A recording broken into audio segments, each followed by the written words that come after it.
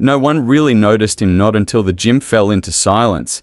The marching band sputtered to a confused stop. The principal froze mid-step, and then a 4-star general descended from the stage, his polished boots tapping with purpose across the hardwood floor. He walked straight toward a man no one had ever looked at twice.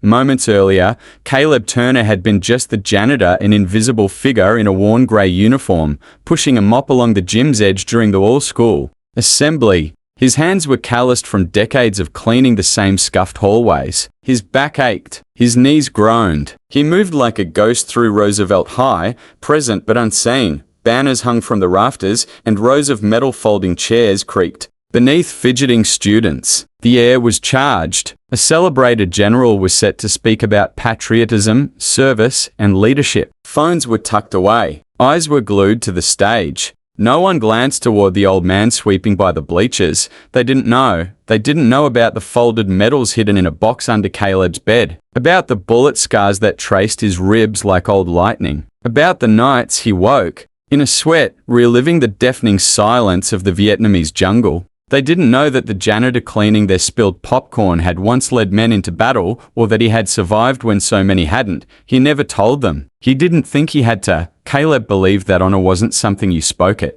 was something you lived. So he scrubbed the floors, emptied trash cans, nodded politely when acknowledged, and never asked for more. Some students laughed when they bumped into him. Some teachers didn't even know his name. Even the principal called him only the janitor. But Caleb showed up every day before the sun, stayed long after it set, and did his work with quiet precision. The general's speech rang through the gym. He spoke of courage, of those who serve without praise, of those who carry their battles long after the fighting ends. Caleb barely listened. He kept sweeping, eyes down, waiting for the moment to leave before the applause. Then the general paused. His voice caught mid-sentence. He scanned the crowd and stopped. His eyes locked on Caleb. The janitor's back was turned, mop in motion, oblivious to the eyes now watching him. The general stepped off the stage. The murmurs began. Students turned, puzzled. Teachers leaned forward. Each of the general's footsteps echoed like a drumbeat until he stopped directly in front of Caleb Turner. The mop stilled. Sergeant Caleb Turner.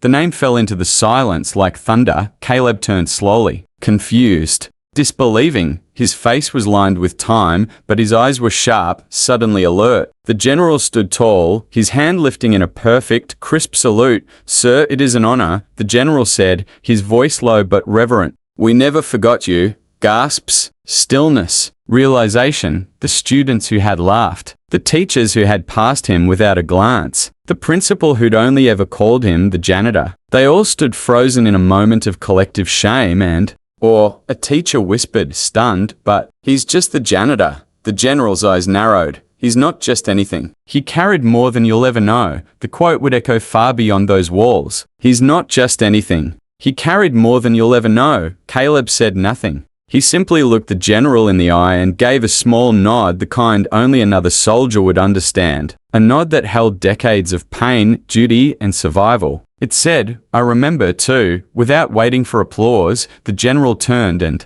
walked away. His salute had already done the speaking. The room remained silent, heavier now with truth. The principal rushed to Caleb, flushed and breathless. "Why didn't you ever say anything?" Caleb's voice was quiet, but it carried. "Some stories don't need telling. Some battles aren't fought with words." That was the second quote that would linger. "Some stories don't need telling. Some battles aren't fought with words." No one clapped. No one cheered. What came instead was something deeper. One by one, the students and teachers rose to their feet, not in a roar but in solemn unity, backs straight, arms stiff at their sides. A silent salute. It wasn't about the medals. It wasn't about the title. It was about finally seeing someone. In the days that followed, Caleb Turner's story spread first through whispers, then in headlines. Not because Caleb shared it, he never would, but because others had finally opened their eyes. The janitor was no longer invisible. He was a soldier, a survivor, a guardian. A plaque now rests by the school entrance. It reads, "Caleb Turner, soldier, servant, silent guardian," and yet, each morning, Caleb still arrives before dawn.